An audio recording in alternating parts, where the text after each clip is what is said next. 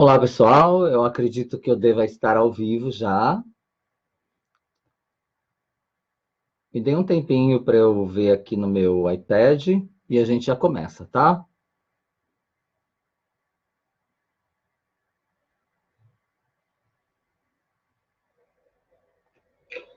Olá, pessoal. Eu acredito que Sim, tá ok? Eu preciso regular aqui os aparelhos, tá, gente? Para a gente ter a nossa live. Entrar numa live é sempre como entrar no palco. A gente sempre tem aquele frisson, né? Aquela ansiedade antes de entrar no palco. E é mais ou menos isso que eu sinto quando eu entro aqui nas lives com vocês. Seja elas aqui no Portal Japão ou na minha página do Fale Japonês. É sempre assim. Mas eu acho muito bacana. Isso é uma coisa que me atrai muito, porque eu sei que do outro lado sempre terá pessoas que estão em busca de informação, né? E eu sempre estou aqui pretendendo, com a pretensão, na verdade, de levar informações que sejam agradáveis para vocês e que possam agregar valores de conhecimentos. Olá, Elisa Nagahashi. Tudo bem? Tudo bem, minha amiga? Que saudade. Lilian Hashimoto, olá. Tudo bem, Lilian? Obrigado por estar aqui, viu, moça? Neuza tá aí. Olá, Elisa. A Elisa do Portal Japão. Meus agradecimentos pelo Portal Japão, pela Elisa, pela confiança de me ceder esse espaço para trazer conhecimento para vocês e pela parceria com o Fale Japonês, para que a gente possa realmente trazer um conteúdo que seja relevante e que possa trazer conhecimento para todas as pessoas que estão aqui no Portal Japão. Fico muito agradecido, viu, moça? Gente, deixa eu só esperar mais um pouquinho para eu colocar aqui o Instagram, tá bom? Deixa eu ver que horas são. Sim, já vou colocar no Instagram para a gente começar.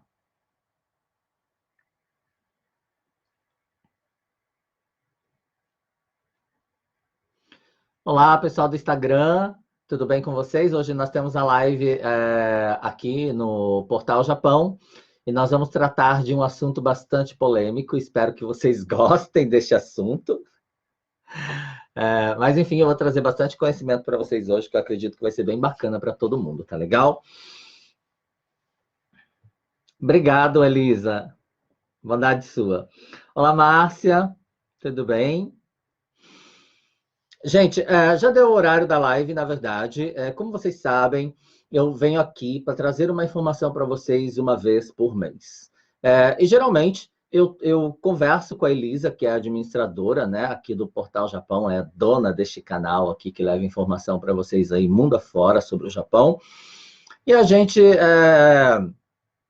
conversando, né, sobre as questões assim de costumes, de hábitos, de cultura, que esta na verdade, este é o propósito, na verdade, né, do Portal Japão, levar para vocês informações sobre cultura, sobre hábitos, sobre peculiaridades aqui deste país.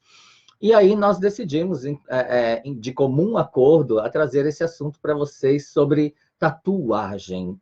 Né? Vocês devem ter visto aí o tema da nossa live, as chamadas também, eu disse que eu iria falar sobre tatuagem no Japão, e isso é um tema que realmente é bastante polêmico por vários motivos, vários. Para quem vive aqui no Japão, obviamente já deve saber, mas eu quero tratar isso porque quero tratar desse assunto porque tem muita gente que não vive no Japão, tem muita gente que acompanha aqui o Portal Japão em busca de informação sobre o Japão e nem sempre a gente encontra mídias que falam sobre o assunto, que tratam do assunto de uma forma coerente.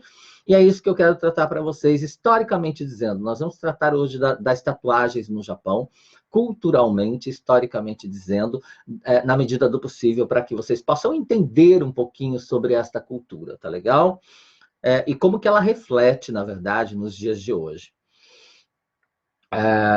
Gente, boa noite para todos vocês que estão entrando aí. Se vocês puderem compartilhar, eu agradeço muito para que mais pessoas possam ter acesso a essas informações. Hoje vocês vão ter informações bem interessantes aqui.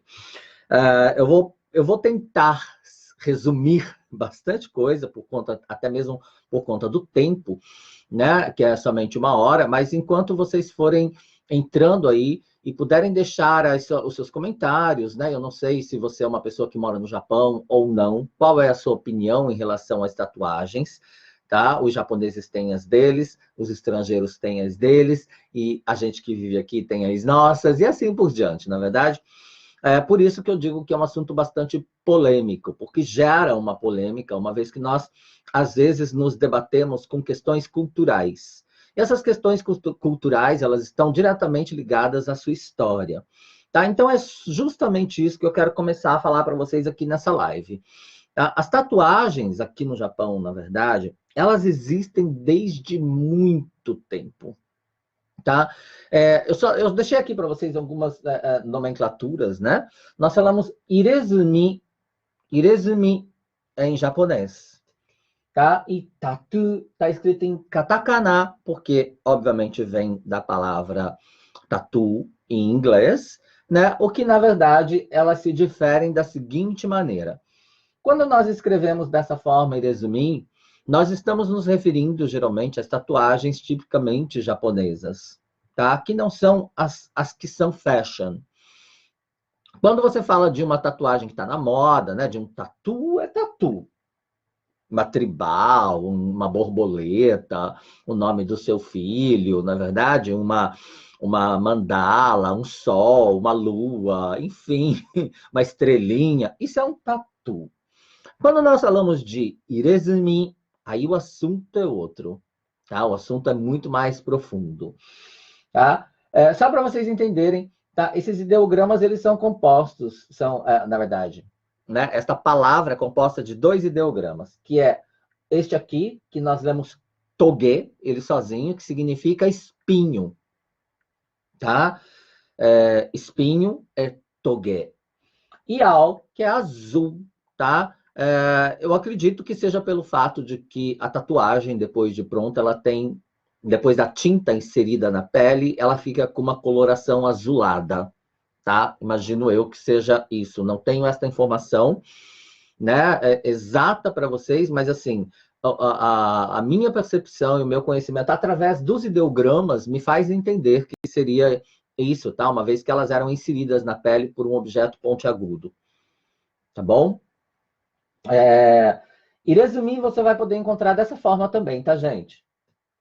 Essa daqui é uma outra forma que você vai encontrar escrita em japonês. Ire vem de ireru, que é introduzir, tá? Alguma coisa. Izumi sumi, não sei se eu acredito que, não sei se aqui no Portal Japão já falei, mas já comentei em outros vídeos meus, mas não custa relembrar. Sumi é aquela substância escura que polvo e lula utilizam para se camuflar, para fugir do predador, né? Então, vocês já devem ter visto. Aqui no Japão é muito comum encontrarmos culinária, macarrão, outros pratos, né? Pão feito com essa substância, tá bom? E aí, esse simi, ele também é utilizado na fabricação da tinta chinesa, gente, é até chamado, né? Chinese ink, tá? Que seria a tinta chinesa, que é utilizada para fazer o shuji, né? Da arte de Shodo. Shuji são os caracteres, os ideogramas escritos no papel ashi, tá? Shodo é a arte, o nome da arte em si, tá bom? Então, é isso. Então, é como se você colocasse esta tinta chinesa, né? O Chinese ink, o sumi, né? Introduzisse ele na pele. Então, estou trazendo para vocês o conhecimento em relação ao que a escrita, os ideogramas existentes da palavra irezumi nos dizem, tá? E aí, nós vamos abordar esse assunto hoje para que vocês possam ir entendendo através da história dessa cultura o porquê que, de repente, esses ideogramas, né, os ideogramas de tatuagem são escritos dessa maneira. Olá, Márcia, Karina, tudo bem? Boa noite. Márcia Camila tá aí. Gente, compartilhe, tá? Eu vou continuar o desenrolar da história aqui. Pessoal do Instagram também, gente, vamos compartilhar para que a gente tenha bastante visualização aqui, para que muito mais pessoas possam entender um pouco melhor sobre esse assunto de tatuagem, na verdade. Olha só, Vamos lá. Quando a gente fala de história, a gente precisa mencionar a era Jomon Jidai. Quando foi Jomon Jidai, Jin? Gente, é muito louco a gente pensar nessa questão do Jomon-jin, né? Que são as pessoas Jomon. Porque nós estamos falando de 14 mil anos antes de Cristo. 14 mil anos antes de Cristo é muita coisa, na verdade. Na verdade, o Jomon Jidai, que também fala-se Yayoi Jidai, né? Foi quando os que eram chamados de Mongoroido. Mongoroido, isso mesmo. Eram pessoas que vieram da Mongólia, né? E que desembarcaram no Japão e que formaram as primeiras civilizações no Japão. Olha que louco, né? Então a gente parte deste princípio que os mongols praticamente foram as primeiras civilizações no Japão, tá? Assim como nós temos, por exemplo, os índios no Brasil, como nós temos, por exemplo, na Austrália, nós temos os aborígenes, na verdade.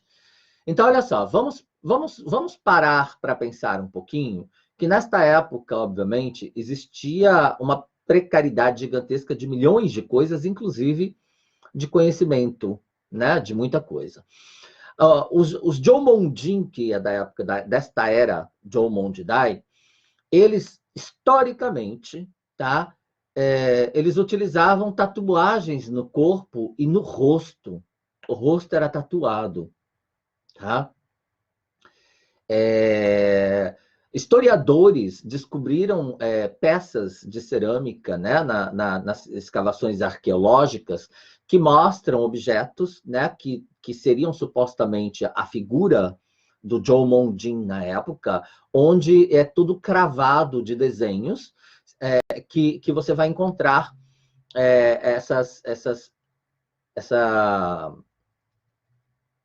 características, né, deixadas por eles, para que a gente hoje entendesse que eles usavam tatuagens no rosto e também no corpo, tá?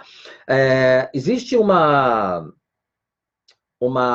etnia chamada Ainu. Se vocês buscarem aí, né? Não sei se a Elisa está com a gente. Elisa, se você colocar, por exemplo, Ainu Irezumi, eu tenho certeza que você vai encontrar, por exemplo, as tatuagens de mulheres que elas tatuavam o rosto. Inclusive, é bem marcante, porque elas tatuavam a parte da boca, assim, parecia um coringa, sabe? Em volta da boca.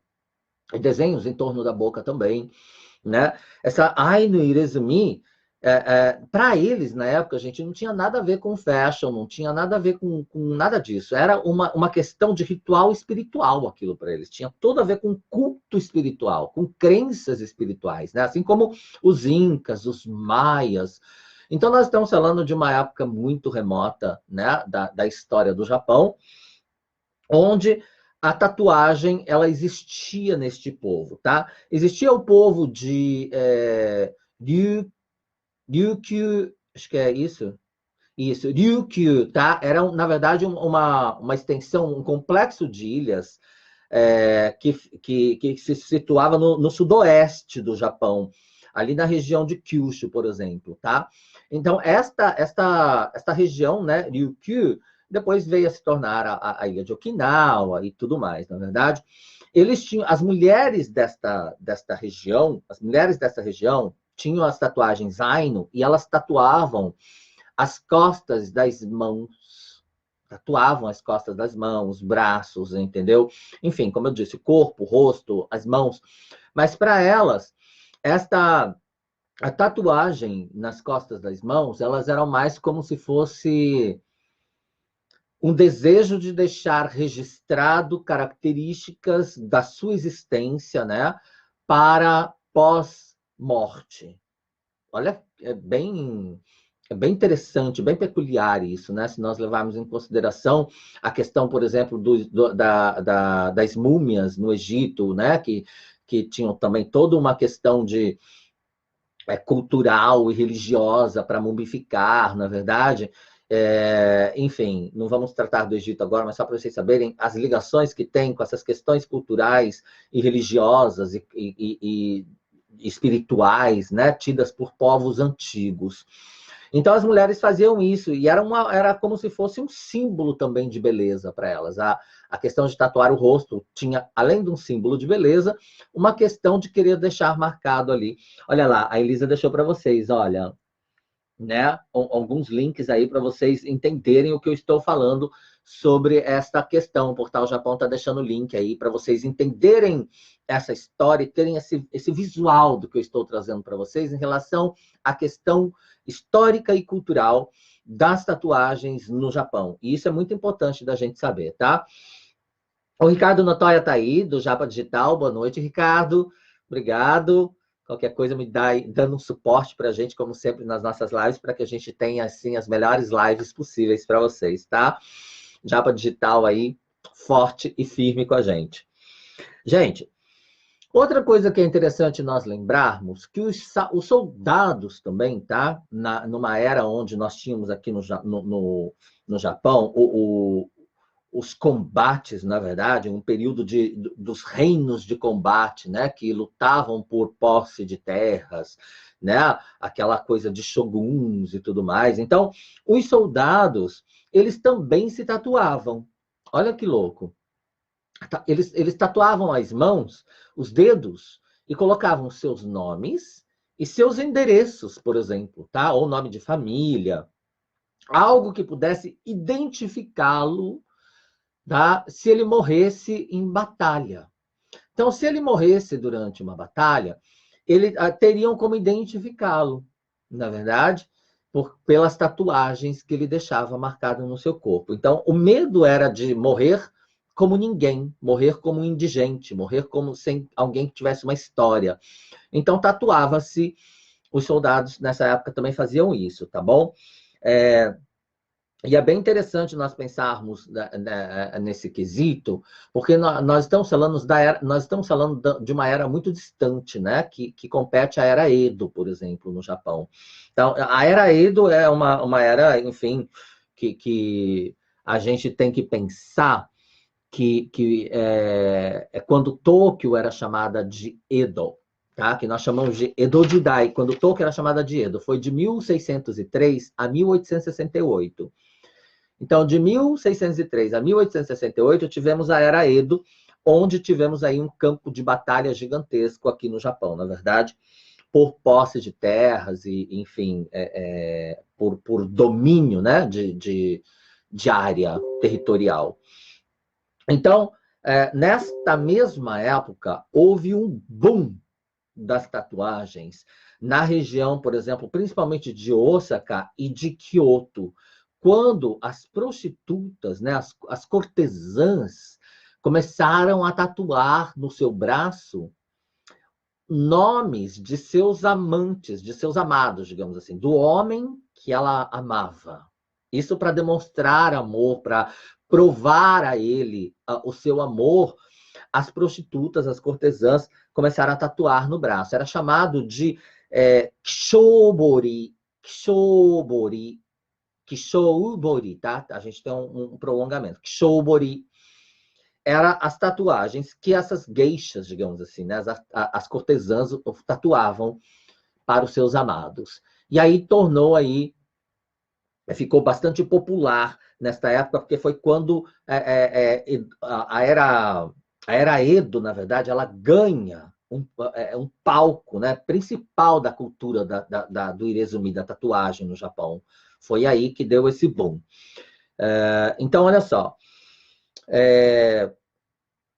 Quando a gente fala em tatuagem, que era utilizada na era Jomon, por exemplo, ou a Ainu Irezumi, por exemplo, né, nessa época aí do povo de Ryukyu e tudo mais, dos mongols que vieram para o Japão e tudo mais, a gente pensa assim, que o povo japonês, culturalmente dizendo, historicamente dizendo, ele possui essa história de tatuagem na sua história, tá? E nós vamos chegar onde eu quero chegar. Eu quero que vocês acompanhem o meu raciocínio, tá? Nós vamos chegar até os dias atuais. Eu quero trazer você para os dias atuais através da história. Essa é a ideia. Para que você entenda a minha linha de raciocínio e o que nós vamos abordar a partir de agora nesta live, tá? Então, olha só. Quando na era Edo, tá? Os infratores, os assassinos, os ladrões, tá? Eram pegos. Eles tinham como uma forma de punição a tatuagem. Era uma forma de punição aquilo. Então eles tinham a sua pele rasgada. Ela era como é que eu vou dizer para você? Eles arranhavam a pele, entendeu? Com algo pontiagudo. Podia ser uma agulha, podia ser um pedaço de osso, podia ser um toguê, por que não um espinho, né? Então, um toguê, porque se rasgava a pele e se esfregava tinta naquela pele ferida, né? Então, por isso a gente tem aqui, ó, irezumi, que é colocar o suni, a tinta, o Chinese ink, a tinta chinesa, naquela ferida que foi feita com, entendeu? Com a pele rasgada. Esfregava-se a tinta, aquilo cicatrizava e ficava a marca naquele indivíduo que era um infrator, considerado uma pessoa, uma escória da sociedade, na verdade, que seria um ladrão e assim por diante. Só que aí, nós entramos aí, na verdade, numa questão bastante interessante, porque quem decidiu que seriam tatuados foi um general. O general, eu preciso ler o nome, gente, porque senão não vou saber dizer para vocês. General Yatsushiro Tokunaga Yoshimune. Tá? Yatsushiro Tokunaga Yoshimune. Isso foi uma medida para conter o crime, principalmente em cidades grandes. Tá? Então, se a gente pensar que cidades grandes na época era o quê? Edo, né? Que era hoje é a cidade de Tóquio, Kyoto, Osaka. Né? Então, as grandes cidades, elas tinham ele para conter a criminalidade. Então, a gente começa a entender que nós estamos falando de uma época onde havia crimes, onde havia assassinatos, onde havia estupros, onde havia roubo, onde havia, né, N atrocidades. E foi a forma que se encontrou, na verdade, de evitar que isso acontecesse. E a tatuagem, ela era, na verdade, uma punição, como eu disse, né? Mas o infrator, digamos assim, esse ladrão, esse assassino, ele podia escolher entre o exílio e a punição. E a punição vinha através da tatuagem que ele iria levar para o resto da sua vida. É como se fosse um carimbo, tá? Se a gente pensar nos campos de concentração nazista, né, onde os judeus eram tatuados com um número e ele leva para o resto da vida aquilo, né, era mais ou menos a mesma coisa, na verdade. Então, assim, ele precisava... e a gente começa a pensar na questão hoje do Japão, né, que já era o roubo, né, a infração era punida severamente, porque marcava-se essa pessoa. E olha só, é interessante a gente pensar que dependendo da região onde a infração acontecia, a tatuagem era diferente. Por exemplo, em Edo, torna a dizer, Edo hoje é a cidade de Tóquio, tá? Quando Kyoto era a capital do Japão, a cidade de Tóquio era chamada de Edo. Por isso nós chamamos de Edo Jidai, a era Edo. Quando a infração era lá, ele recebia uma tatuagem que eram como 2 anéis aqui abaixo do cotovelo, 2 anéis pretos, tá? Hoje a gente vê um monte de gente tatuada assim, na verdade, chega a ser até bonito, interessante. Mas olha só, eram 2 anéis pretos aqui abaixo do cotovelo, que eram os infratores, né? A escória da sociedade, digamos assim, da região de Edo. Em Kyoto era diferente. Em Kyoto Eram dois retângulos aqui, ó, no braço. Dois retângulos, tá? Tinha uma medida específica, tá? Acho que era 9 por 12, era uma coisa assim, tá? Tinha uma questão de 9. Esses arcos aqui tinham 9 centímetros, por exemplo. E o retângulo aqui era 9 centímetros por um comprimento de 12. Eram dois, assim. Parecia um código de barra, sabe? Que eram cravados aqui no braço esquerdo, geralmente.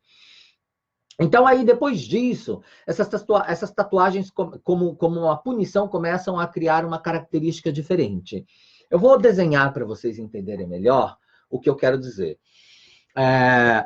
Em algum momento da história, na Era Edo, eles passaram a tatuar um círculo assim, olha, aqui, no meio da testa do indivíduo, do infrator, para marcar realmente, para ele não ter como esconder, porque aí começaram a colocar no rosto, porque era no braço, ele usando roupa não sabia que ele era infrator, né? Não conseguia identificar o local onde ele tinha feito o crime. Aí começaram a tatuar na testa. Depois dessa bolinha aqui, olha, começaram a fazer esta tatuagem. Primeira infração, sigam comigo. Olha isso. A pessoa tinha uma tatuagem assim, ó, aqui na testa. Aí, quando ele cometia uma outra infração, ele tinha uma tatuagem assim, ó.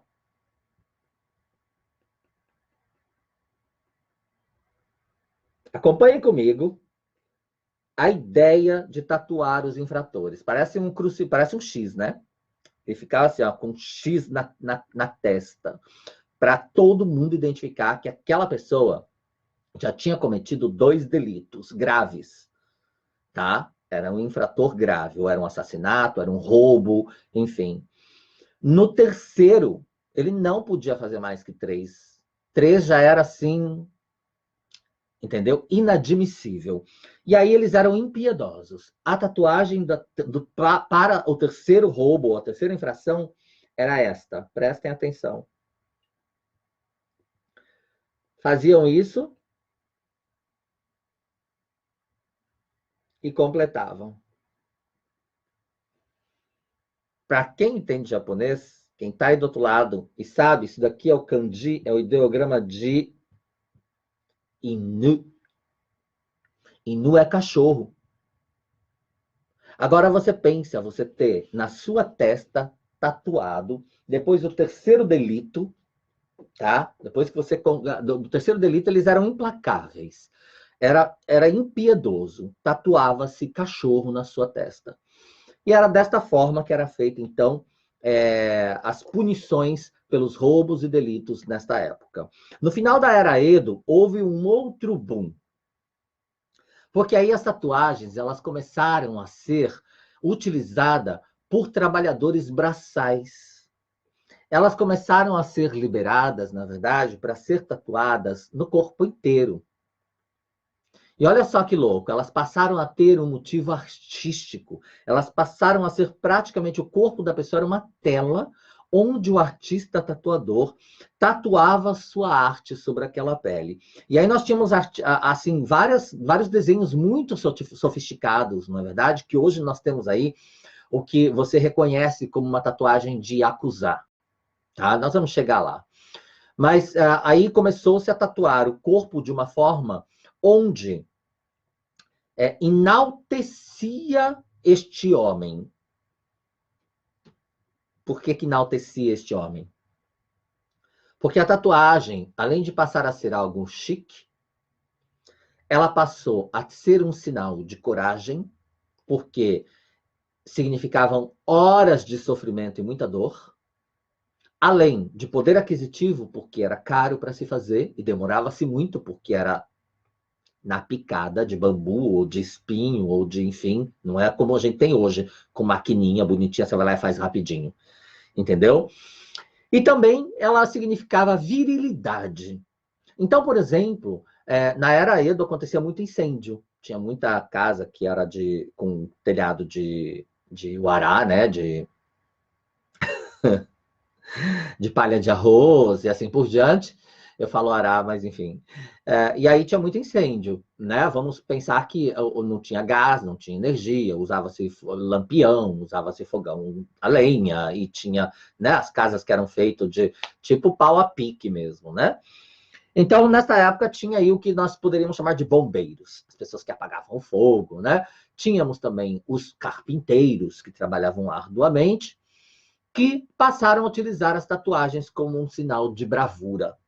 E aquilo identificava-os como um homem viril. Assim como também os pescadores que saíam mar adentro em busca de peixe para alimentar, enfim, às vezes uma vila, né? E corriam todo o risco também de vida em alto mar. E olha só, eles também tatuavam, olha só que interessante, eles também tatuavam nome, família, etnias, coisas assim na tua mão, com medo, por exemplo, de morrer afogado num naufrágio ou numa tempestade e o seu corpo não ser achado, ou quando achado, soubessem de onde ele pertencia. Os pescadores faziam isso, além de tatuar o seu corpo todo. Eu estou contando isso para vocês porque existem fatos, né, históricos que marcam isso dentro da história japonesa, com desenhos, com escrituras chinesas que falavam disso dessa época. Né? Tem desenhos feitos na época de mulheres, né? Cortesãs aí, as prostitutas que tatuando os nomes no seu braço. Enfim, tínhamos aí uma característica histórica e uma importância dentro da cultura japonesa, da tatuagem, que ela meio que, como eu vou dizer, endeusava, né, o homem viril, poderoso, que lhe trazia aquela autoconfiança, na verdade, através da tatuagem no seu corpo. E olha só, o que aconteceu a partir daí? Vamos pensar que os criminosos, eles tinham as suas tatuagens como uma questão de punição. Quando passou a liberar essa questão artística da tatuagem para homens viris e tudo mais dentro da sociedade, eles passaram a tatuar em cima das tatuagens de punição e camuflar a sua identidade de escória da sociedade, digamos assim. Então, a partir do momento que ele tinha o teu braço tatuado, né, ele começou a tatuar em cima, com tatuagens maiores, artística, e camuflar aquilo tudo, né, para esconder o fato dele ser um infrator, o fato dele ser um pecador, né, que infringia as leis que regia na época. Então, aí, isso aconteceu, gente, na era Edo, tá? Mas aí o que aconteceu? Isso começou a se espalhar para os samurais. Samurais que iam às guerras e tudo mais. Aí, o Tokugawa, o Shogunato Tokugawa, né? O Shogunato Tokugawa, ele era um militar da era Edo, que é um pouco antes da era Edo, ele já era militar, tá? Mas, enfim, ele proibiu que os samurais utilizassem as tatuagens, por conta justamente dessa questão que, teoricamente, dentro da cultura, começou-se com infratores da lei. Então, assim, quando foi proibido, o que aconteceu? Quem começou a fazer as tatuagens foram os samurais, digamos assim, os shoguns, que não obtinham sucesso. Os ninjas que não tinham sucesso. Na época, havia necessidade de ninjas, por exemplo, homens que tinham poderes, assim, por assim dizer, né? umas habilidades, né? Que diferenciava dos outros para fazer N coisas, como a gente já sabe. Então, os ninjas que não tinham sucesso, os samurais que não obtinham sucesso como um guerreiro, começaram a tatuar. E aí você começa a entender que começa a trazer aí daquela imagem do homem viril, do homem, né, incrível e tal, começa a trazer o quê? Uma imagem de alguém que não obteve sucesso, de alguém que não respondeu ao que se esperava dele dentro da questão militar no Japão, né? E aí passa a trazer o quê? Novamente uma outra, como é que eu vou dizer? Outra fatia de pessoas fracas, não? Uma fatia de pessoas que a sociedade não tinha orgulho de ter. Olha só que louco. Vamos entender isso, gente. Vocês estão me acompanhando? Eu estou falando muito aqui sem, sem enfim, interagir com vocês para que vocês viajem comigo nessa história, tá? Mas, por favor, comentem, me deem a sua opinião. Por favor, eu quero saber o que vocês acham disso tudo, tá? Olha só, existiu também nesta mesma época, na Era Edo, como eu estou te falando, a Era Edo foi o palco, na verdade, né, do boom das tatuagens. Um personagem do Kabuki. Gente, Kabuki é uma coisa que se eu começar a falar para vocês, eu não vou parar mais, porque assim, Kabuki é outra coisa que eu gosto muito, que é o teatro Kabuki, que ele só é representado por homens no palco, desde esta época, desde a Era Edo, tá?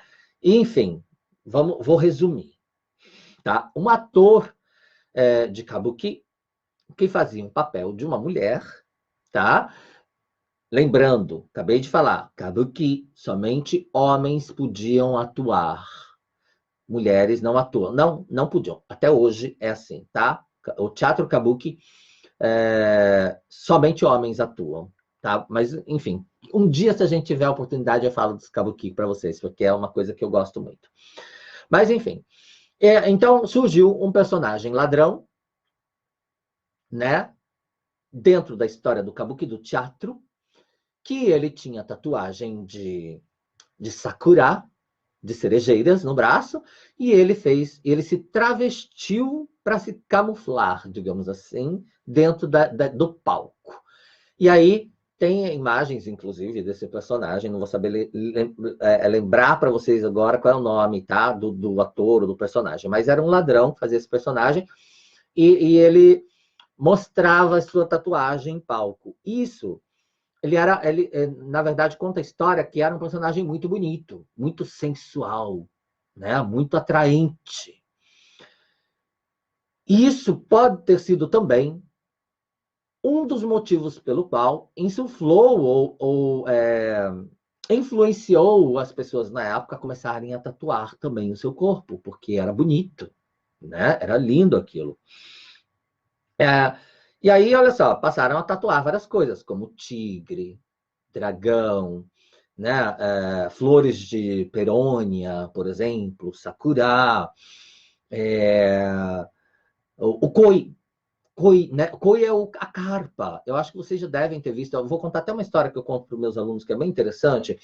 O koi, a carpa, tá? Ela tem um significado muito importante para os japoneses. Vocês sabem que no Dia dos Meninos, Gogatsu Itsuka, dia 5 de maio, tem os koinobori, que são aquelas bandeirolas, né, com formato de carpa, que ela simboliza aí o Dia dos Meninos, né? Conta a história, né, que a carpa ela tem um significado muito importante para o japonês, porque ela é tida como um peixe que é muito corajoso, né? E ele sobe a correnteza do rio na época de desova para procriar. Então ele enfrenta o rio e a correnteza e as pedras do rio, se machuca, chega a morrer, né? Se debate todo nas pedras para poder procriar. E chega a morrer no meio do caminho. Mas ele enfrenta a correnteza do rio, e o rio, para o japonês, essa correnteza é como se fosse a nossa vida, que ela é cheia de altos e baixos, e uma correnteza, na verdade, com várias pedras no caminho. Então, o koi, a carpa, ela atravessa tudo isso para poder desovar com muita coragem e muita perseverança. Então, os meninos, eles são representados, o Dia dos Meninos, pela carpa, porque o pai deseja que o filho cresça, né, com essa coragem, com essa virilidade, né, com essa perseverança. É por isso. E aí, tem muitos Yakuzai contam, eu não vou lembrar para vocês onde eu vi isso, mas há muito tempo, né, já li a respeito, que muitos Yakuzás tatuam isso na pele, no corpo, a carpa, por uma simbologia muito interessante, porque o koi, em japonês, além de ser carpa, a mesma palavra, que é um homônimo homófono, né, que são ideogramas diferentes com pronúncias iguais, só que com significados diferentes, koi significa também paixão, tá? E também, para quem assiste mangá e tudo mais, já deve ter ouvido o japonês, quando chama para briga, eles falam koi, koi, que é do verbo kuru, de uma forma imperativa. Então, koi, kakatte koi, ó. Tipo, vem para cima, pode vir. Ele que eu tô aqui, entendeu? Se você tem coragem, ó, kakatte koi, ó, Então eles falam dessa forma. É uma forma de chamar para a briga, uma forma que traz essa coisa, né? Viril. Então, assim, tem toda essa simbologia para o japonês e ele acaba que a carpa tem esse significado interessante. É óbvio que talvez, né, possa ter um outro significado para quem tatua. Tá? Eu não sei se você tem tatuagem, se você não tem. Quem está aqui comigo? Coloca aí. Tenho tatuagem, não tenho tatuagem. Tenho tatuagem, não tenho tatuagem. Eu quero saber quantos de vocês têm tatuagem. Tem autoridade no assunto, amigão. Sempre aprendendo muito com você. Meu amigo, você sabe que eu gosto disso, né? E assim, eu vou chegar onde eu quero trazer para vocês dentro da história atual, porque eu vivo na carne isso. Não é só história, eu vivo isso intensamente. Então vamos lá. Olha só.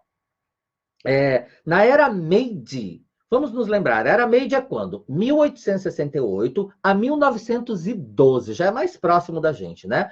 Então, de 1868 a 1912, na era Meiji, as tatuagens foram proibidas no Japão, terminantemente. Aí nós começamos a chegar aqui, perto de onde a gente quer, da questão cultural da tatuagem no Japão dos dias atuais. É isso que eu quero trazer vocês aqui, tá?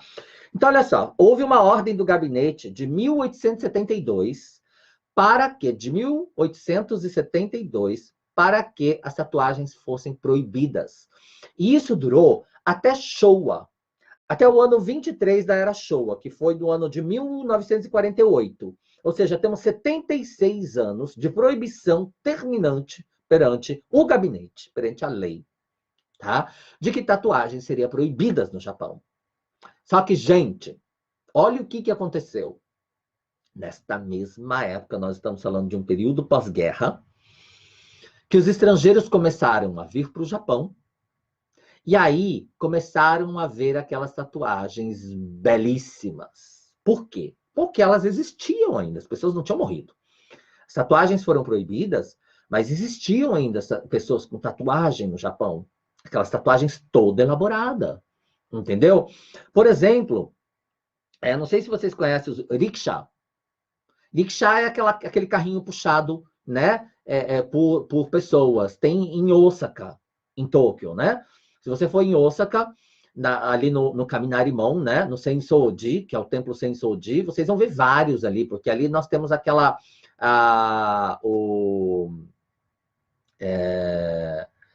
como é que chama? O bairro antigo do Japão, né, o Shitamachi. Tá? Tem um Shitamachi ali, na Kamisei, por exemplo, né? Aquela região toda ali é um lugar muito antigo que ainda preserva o Japão antigo da era Meiji, por exemplo, né? Da era Edo, digamos assim, né? Quando o Japão, onde Tóquio era Edo. É como se você for até Kyoto e você for lá até o bairro das Geishas, por exemplo. É a mesma coisa. Então, ali naquela região tem toda uma característica antiga, onde os rapazes que levam o carrinho, que é o rickshaw, né? É chamado de jinrickshaw. Isso, tem um kanji de hito na frente, chama jinrickshaw. São os rapazes que puxam, né, aqueles carrinhos, que é incrível, tem toda uma musculatura da perna muito bem trabalhada, porque é punk o negócio. Nesta época Meiji, quando, período pós-guerra, quando ainda existiam os rickshaws, esses rapazes que puxavam os rickshaws tinham tatuagem. Existem históricos e fotos dentro de arquivos no Japão, onde tem tirado fotos desses rickshaws que tinham o corpo tatuado, a perna tatuada, tudo, aquela coisa assim, lindíssima. Era uma obra de arte. O que aconteceu?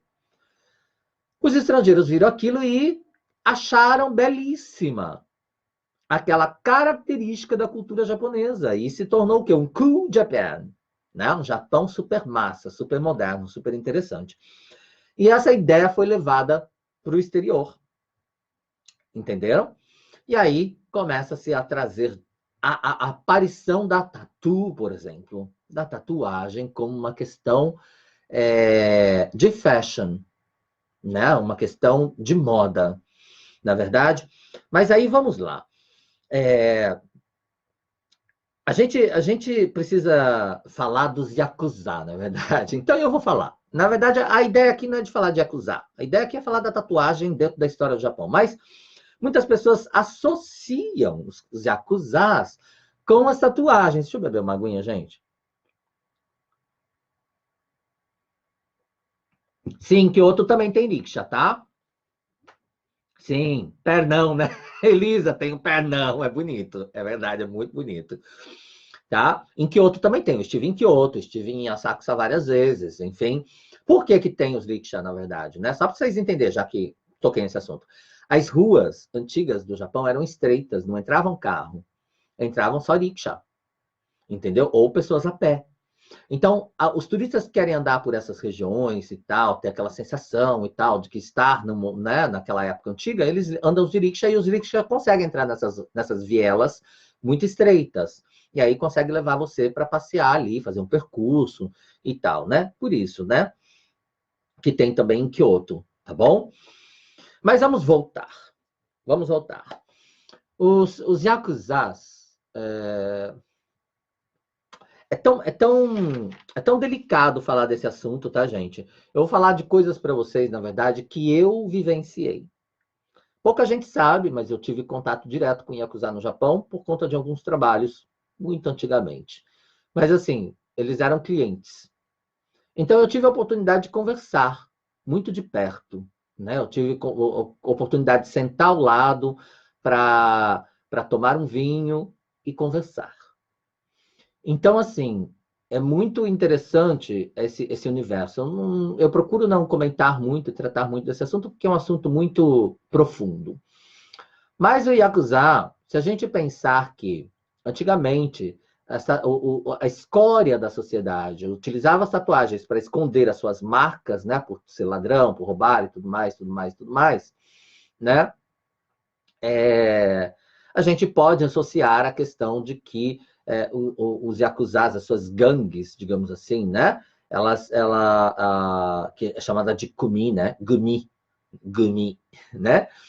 Os seus clãs, eles poderiam ter realmente pessoas que vinham dessa escória da sociedade e faziam parte deste clã, tá? Mas isso não é uma obrigatoriedade. Muitos yakuzas, eles tatuam em respeito, digamos assim, ao seu clã. Tá? Eles tatuam em respeito ao seu clã. Não necessariamente porque a yakuza tatua. Não é bem assim que funciona a coisa, tá? Às vezes é por uma questão realmente de lealdade, às vezes, ao seu clã também. E também por gostar, talvez, ou porque, de repente, sei lá, sente a necessidade, na verdade. Se a gente pensar que antigamente a tatuagem trazia gente do Instagram, desculpa, tá? Eu falo, não olho muito para vocês. Mas enfim, se por um acaso terminar a nossa live aí, vocês continuam com a gente lá no Facebook, tá bom? Mas aqui no Facebook vai ficar gravadinho, bonitinho aqui no Portal Japão, gente. Vamos compartilhar aí para que mais pessoas possam ter acesso a essa informação, porque eu acho muito bacana e nem sempre eu falo sobre esse assunto. Então, assim, voltando à questão do Yakuza. Hoje em dia, tá? É muito importante a gente entender que os Yakuzas não tatuam mais. Os grandes Yakuzas, tá? Não têm tatuagem. Porque não faz sentido um Yakuza, digamos que, expor à sociedade que ele é um Yakuza. Não faz sentido isso para ele. Tá? Então, hoje você pode encontrar muitas pessoas do Yakuza. É claro que está diminuindo muito, tá? Mas muitos Yakuza que não tem nenhuma tatuagem, nem um dedinho cortado, nada disso, gente. Cabelinho cortadinho, roupa social, trabalhando num banco. Pode ser um médico e você não sabe. Pode ser alguém que trabalha com você na tua fábrica e você não sabe. Porque não faz sentido para ele se expor dessa forma na sociedade. Então ele quer ter família, ele quer ter filhos, ele quer frequentar lugares, ele quer passar despercebido. Entenderam? Então, digamos que o Yakuza moderno hoje não tem nada a ver com a imagem que as pessoas têm do Yakuza lá fora. Nada a ver. Então, uma imagem, digamos assim, muito errônea, né, que as pessoas têm em relação a isso. Existe um matsuri que é feito em Osaka, inclusive teve um tempo aí que foi proibido, mas acredito que continua acontecendo, tá? Não me lembro agora o nome do matsuri, perdão, mas se vocês procurarem aí matsuri de Yakuza em Osaka, alguma coisa parecida, vocês verão que tem, e só tem Yakuza. Eles fazem questão de colocar o fundoshi, que é aquela como é que é? O que é fundoshi, gente? Parece de sumotori, tá? Que é aquela faixa aqui somente assim que tampa as genitálias e amarrado aqui na cintura. Eu sei colocar um fundoshi, tá? Eu aprendi a pôr fundoshi. Eu falo porque eu acho muito bacana a história. Então, eu vivo isso constantemente, assim, na minha vida aqui. Eu sou muito curioso. Então, eu sei exatamente como pôr um fundoshi, por exemplo. Até um tempo atrás eu tinha na minha gaveta, que é nada mais é do que metros de tecido, né? Estreito, que você tem uma maneira certa para você colocar, pá, enrola aqui e vai. É só uma faixa de tecido, que usa muito em matsuri, no Japão. Então, você vai ver aqueles yakuza só com fundoshi todo tatuado. Então, se você quer se impactar, vai em Osaka para ver um matsuri como esse. Mas, para vocês entenderem que nós estamos falando aqui, só dei uma pincelada sobre a questão do yakuza, porque a ideia não é falar sobre isso hoje. E agora sim,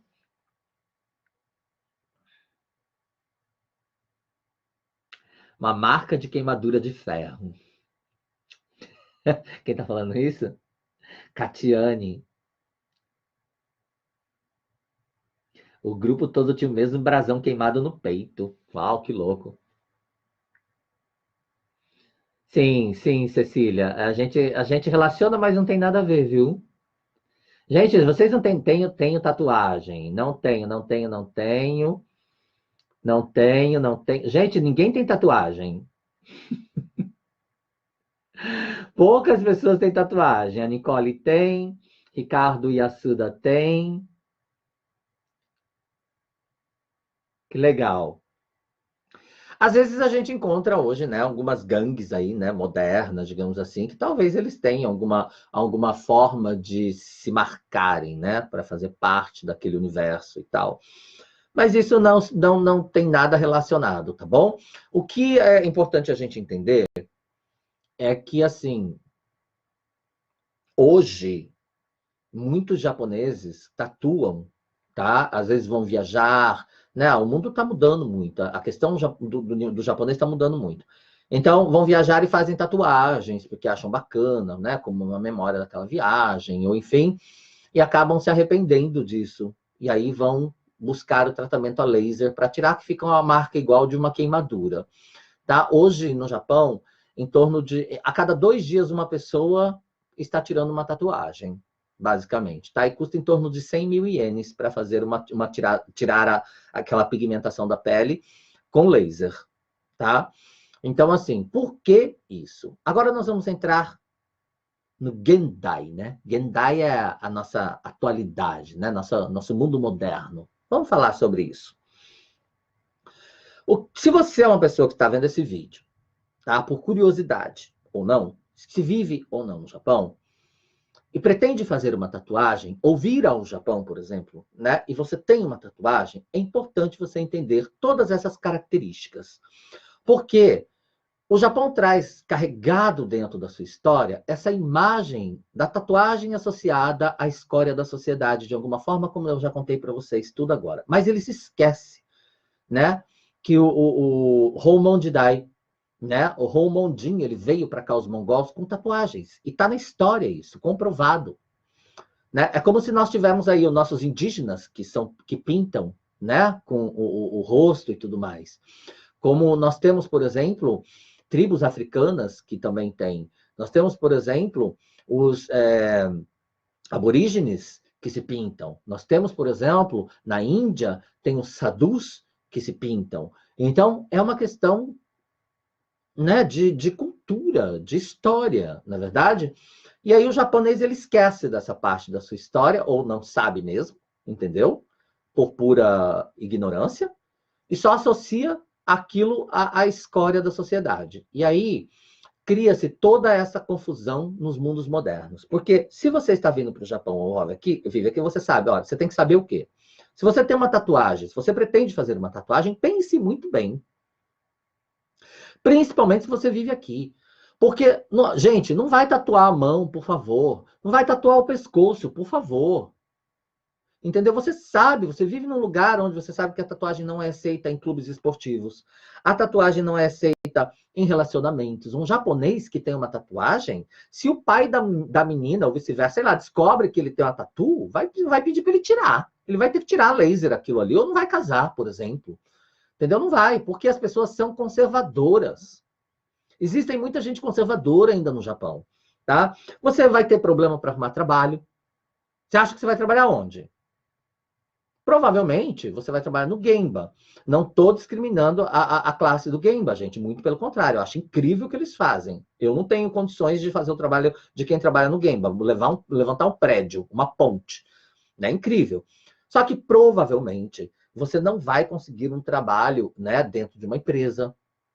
Você não vai conseguir acesso a estabelecimentos comerciais, Ns, como Ofurô, Sento, que são aquelas casas de banho pública. Você não vai ir para a piscina com seus filhos, muitas delas, piscinas públicas com seus filhos, você não vai. Você não vai entrar numa academia japonesa. Se você entrar, vão pedir lá para você esconder com tape, com não sei o quê, colocar roupa de banho, aquelas de piscina, que tampa tudo, que esconde, que tal, tal, tal. Dependendo de onde você tem a tatuagem, esquece. Nem vá fazer a tua inscrição, porque você não vai entrar. É lei. Não se entra em estabelecimentos. Agora eu vou falar uma coisa para vocês. Eu estou falando isso, tá? Porque é importante vocês entenderem que se você quiser trabalhar ou conseguir determinado posicionamento aqui no Japão, principalmente na área comercial, você não vai ter essa possibilidade se você tiver tatuagem à mostra. Você pode ter. Você precisa se perguntar o seguinte: você está fazendo tatuagem para você ou você está fazendo tatuagem para os outros? Para começar. Você está fazendo para você, faça a tua tatuagem. Não precisa mostrar.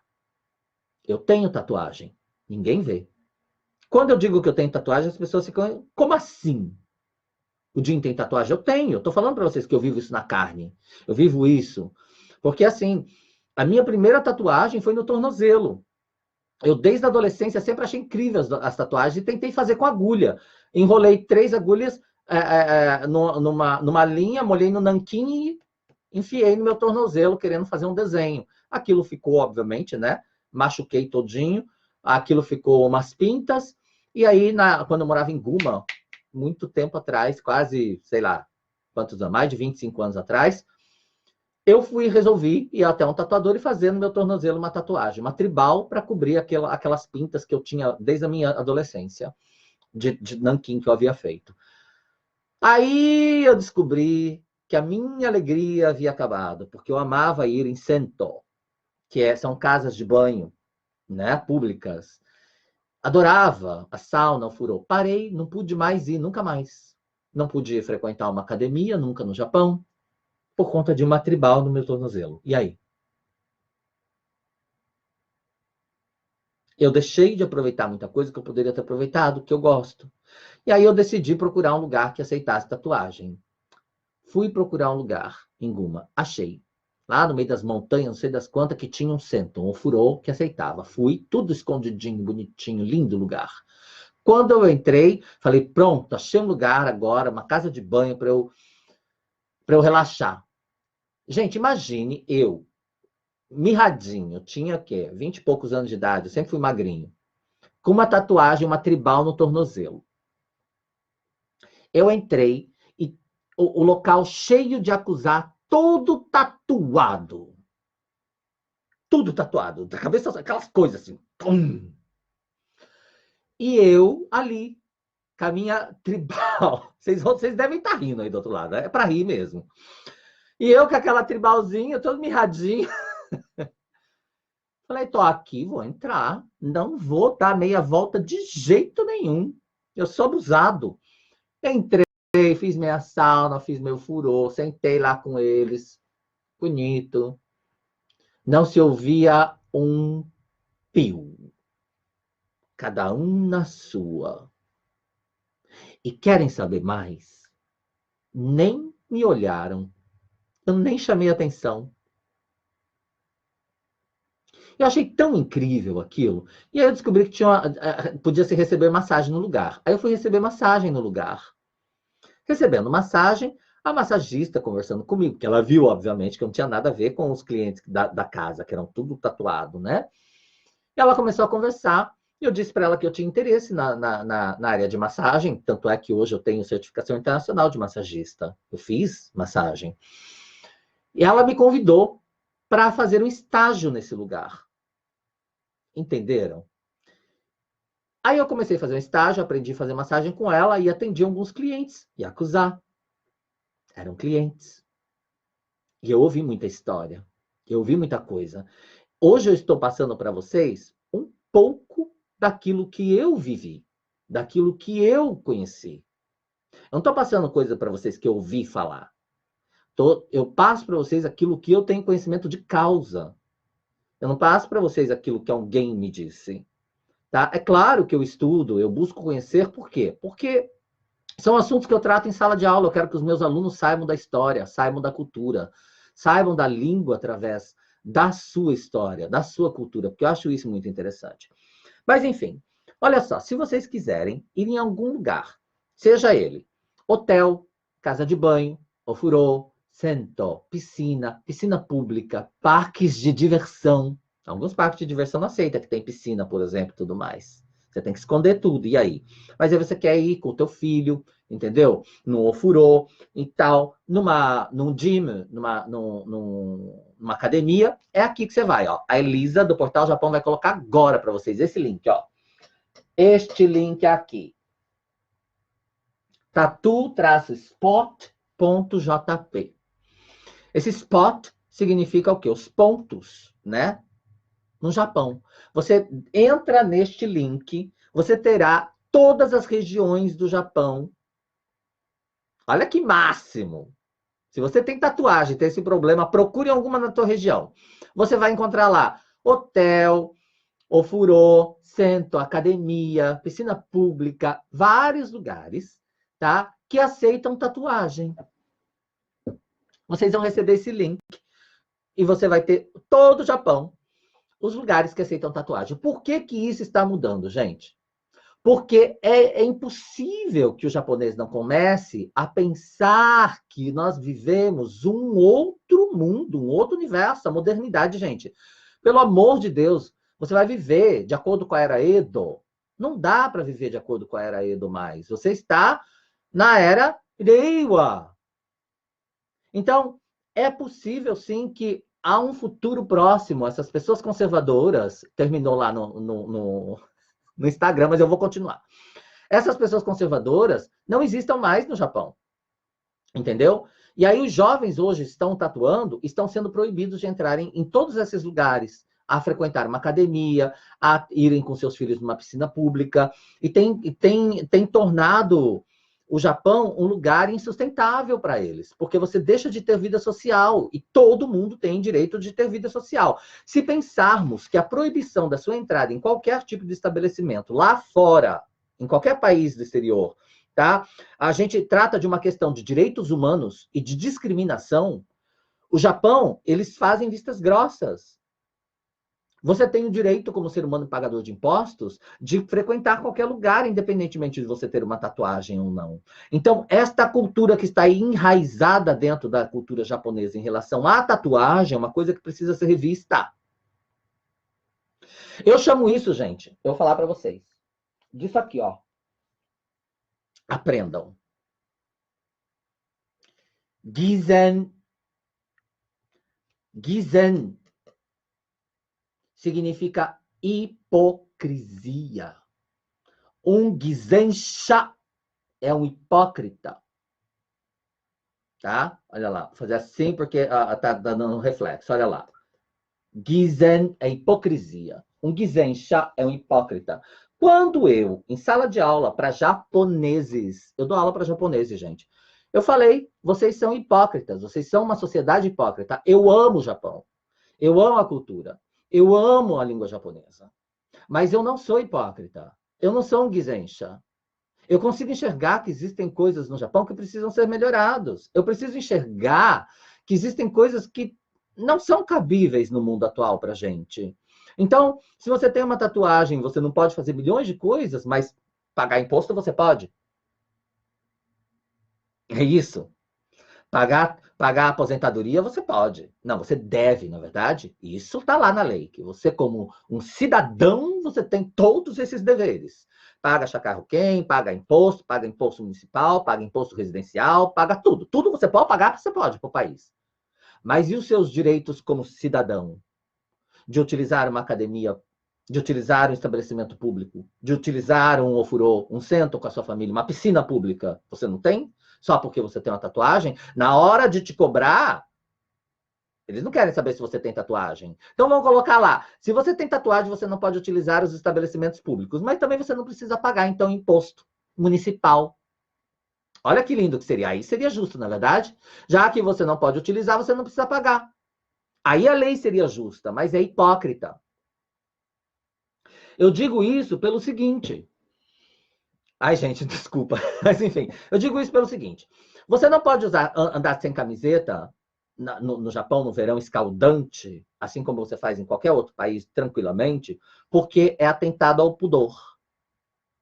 Mas você pode ficar em qualquer loja de combine, de pé, folheando uma revista pornográfica, que está lá, perto do banheiro, onde entra criança, estudante, mulheres, família. A pessoa está lá, ó, folheando as mulheres com o peitão de fora, com as pernas abertas. Isso você pode. Num lugar, estabelecimento familiar. Isso é hipocrisia. Quando eu disse isso uma vez na sala de aula, a minha aluna ficou muito brava comigo.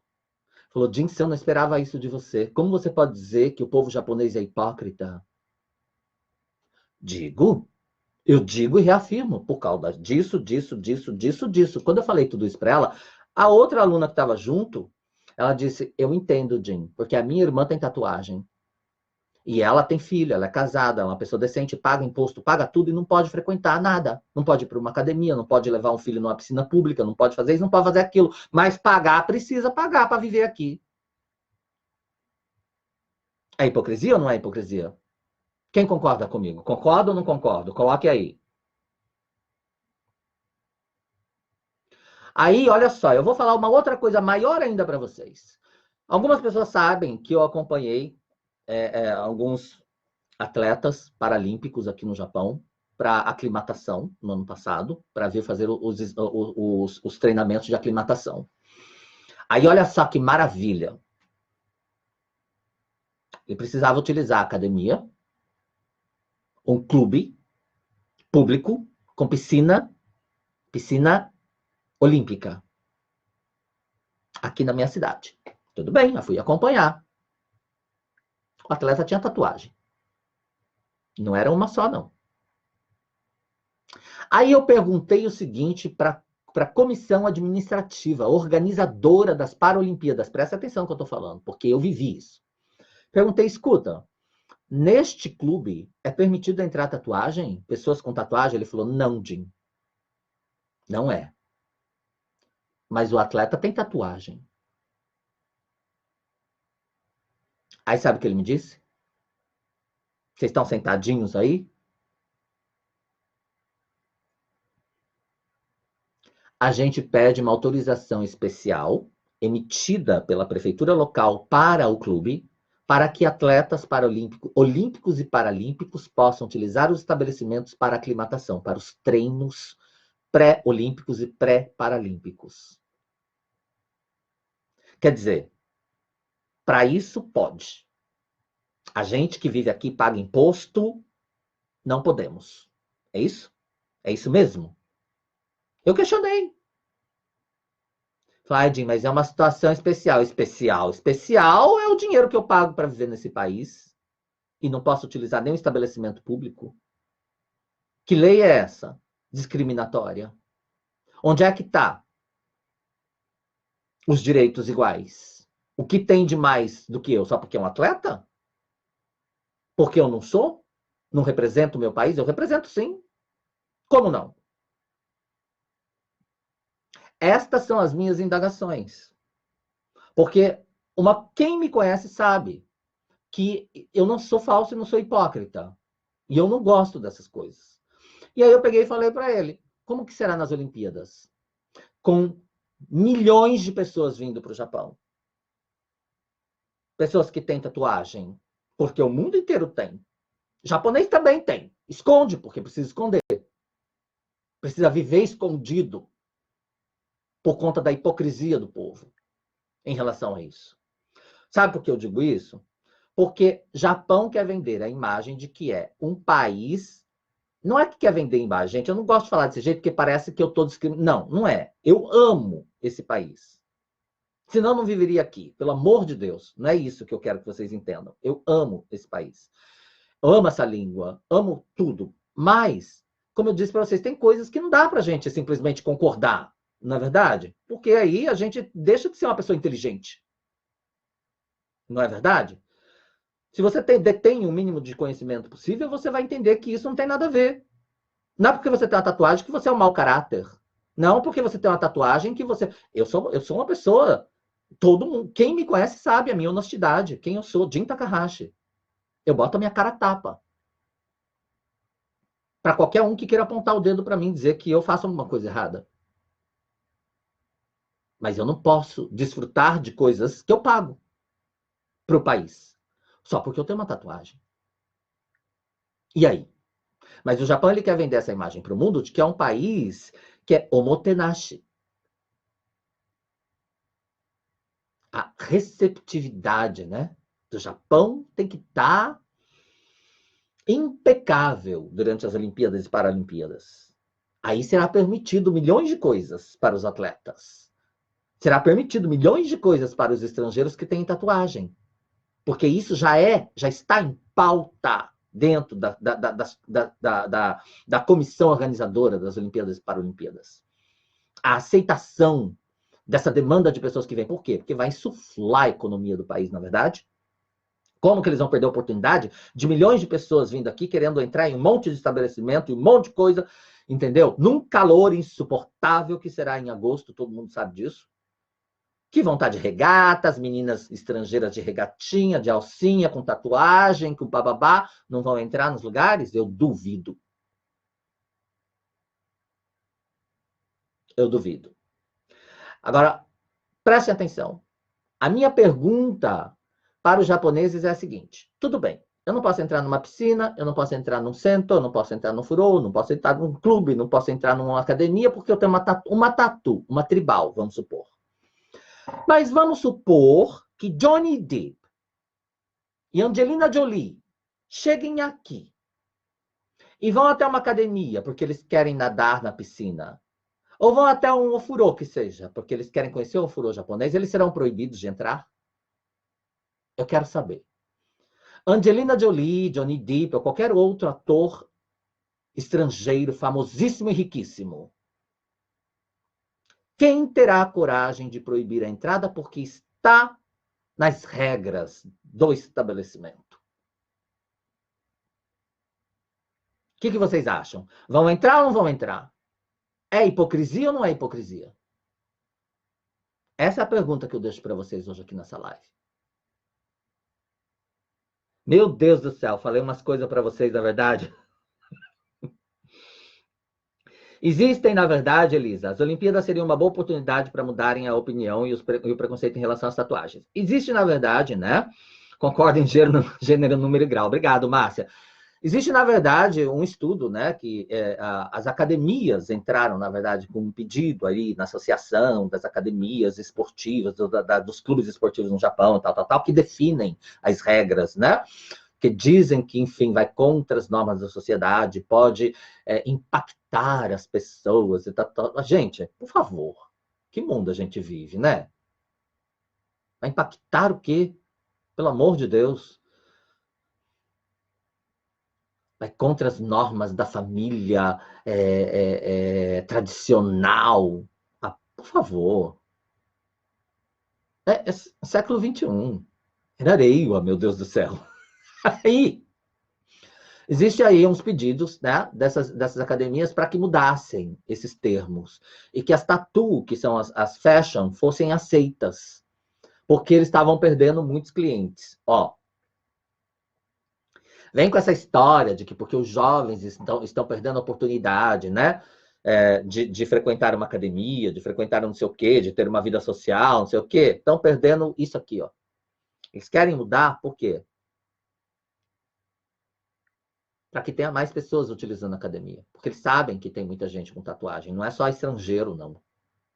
Mas o que eu quero que você entenda aqui é: você pretende vir ao Japão, venha com esta consciência de que provavelmente você será detido e proibido de entrar em determinados lugares. Se você quer ir no onsen, entendeu? Se você quer ir, esquece. Tá bom? Esquece. Provavelmente você será detido. Não deixarão você entrar. Eu tenho certeza que tem um monte de gente aqui, tem um monte de história de tatuagem. Vocês poderiam contar milhões, eu teria. Mas eu só contei algumas para vocês entenderem, tá? Bem polêmico esse assunto, sim. Polêmico. A hipocrisia, sim. Hipocrisia, sim. Eu tenho certeza absoluta de que a maioria das pessoas que moram aqui no Japão vão concordar comigo. Né? Baseado em tudo que eu trouxe para vocês, gente, uma história, uma cultura todinha, para que vocês entendessem o enredo de onde eu queria chegar e por que da minha concepção em relação a esse assunto. Porque eu vivo isso. E eu sei que muitos de vocês vivem isso.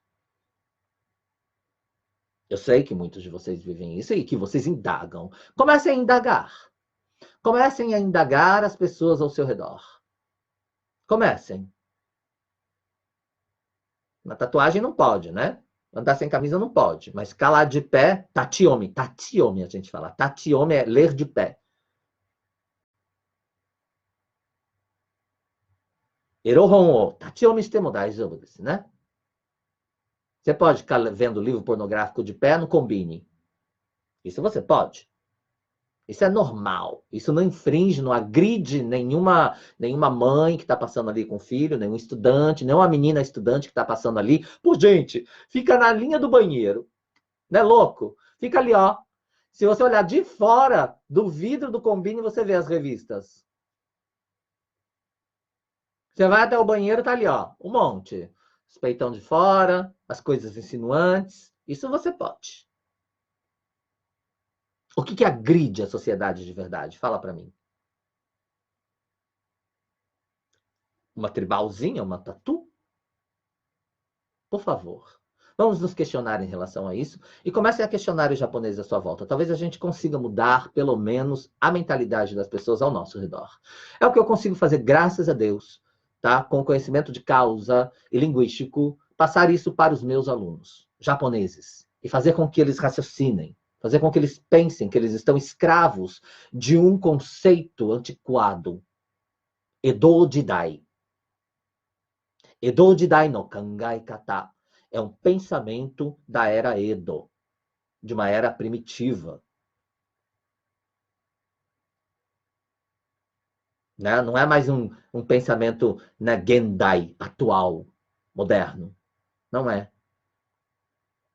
É isso que eu queria que vocês pensassem. Eu trouxe para vocês aí várias coisas do lado do caixa eletrônico. É isso aí. É.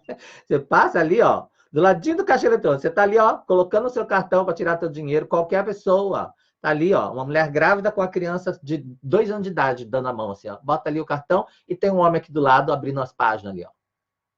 Do lado do caixa eletrônico. Quem vive aqui sabe disso. Se você não vive aqui, você saberá. É só vir que você vai entender. Entendeu? Então, assim, essa questão de querer mostrar essa imagem para o mundo através das Olimpíadas, só nas Olimpíadas, gente, vamos passar a mudar o comportamento em relação a quem vive aqui. Tantos estrangeiros que vivem aqui. Tanto. Só de japonês são 200 mil. De brasileiro, perdão. Só de brasileiro são mais de 200 mil brasileiros que pagam impostos aqui, que têm tatuagem, muitos aí, e que são privados de tanta coisa. Na verdade, por que você precisa? Eu fui uma vez, só para vocês saberem, para testar. Uma conhecida, amiga minha, dona de um estabelecimento, não preciso falar o nome, de um café super chique, super moderno, tá? Japonesa. Fui lá com uma amiga japonesa, era verão. Eu fui de propósito, com uma camiseta regata, para mostrar uma tatuagem que eu tenho no meu ombro. Fui de propósito, para ver o comportamento dela em relação a isso. Quando ela sentou na mesa com a gente, ela ficou horrorizada. Ela não conseguia parar de olhar para minha tatuagem, ela não se aguentou. Ela falou: da próxima vez que você vier no meu estabelecimento, venha com uma camisa que tampe a sua tatuagem. Porque os clientes que frequentam o meu estabelecimento não vão gostar. Foi o que ela disse para mim. Falei: tudo bem.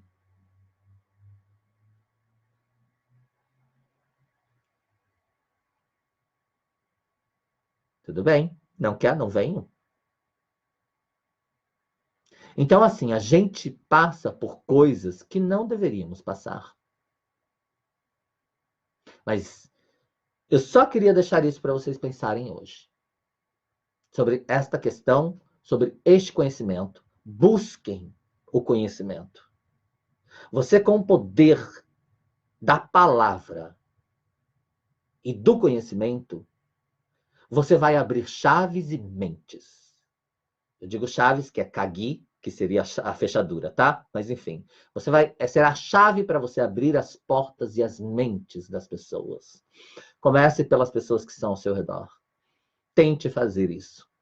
Eu consegui criar ao meu redor um ciclo de amizades de japoneses mais conscientes, porque eu consigo expressar aquilo que eu quero, aquilo que eu penso e aquilo que eu acredito. E eu consigo colocar o dedo na cara deles e apontar onde está aquilo que está errado. E faço com que eles pensem, raciocinem, porque eu tenho argumentos. E é importante que você tenha argumento quando você decide falar. Quando você decide enfrentar algo que é cultural, porque é uma cultura milenar, então é importante ter consciência para que a gente mude as coisas ao nosso redor, se assim o quisermos. Bom, espero que vocês tenham gostado dessa live. Quero terminá-la hoje agradecendo muito a Elisa do Portal Japão por ter me dado essa oportunidade de poder falar. Aqui é um lugar onde eu trago cultura, onde eu trago relacionamento, história para vocês, né? De todos os aspectos, para agregar valores e conhecimento, tá? Não fale japonês, vocês aprendem japonês comigo. Aqui, vocês aprendem outras coisas. Então, não percam nunca, porque eu estarei aqui uma vez por mês para trazer para vocês assuntos que sejam de interesse e que possam agregar valores a todos vocês que moram ou não no Japão e que se interessam por essa cultura. Espero ter ajudado, espero ter agregado, espero que vocês tenham gostado, espero que vocês passem a ter esta visão agora e comecem a questionar as pessoas ao seu redor. Quem sabe a gente juntos possamos fazer aí a diferença, na verdade, mesmo que seja para o núcleo onde vivemos. Grande abraço para todos vocês. Tenham uma ótima noite e a gente se vê na próxima live aqui, tá? Eu prometo que eu vou dar uma olhada ali depois nos comentários para ver o que eu posso responder para vocês. Muito obrigado por estarem comigo e não se esqueçam de compartilhar para que muito mais pessoas tenham acesso a essa informação, ok? Até mais. Fiquem todos bem e a gente se vê. Até a próxima. Tchau. Jané.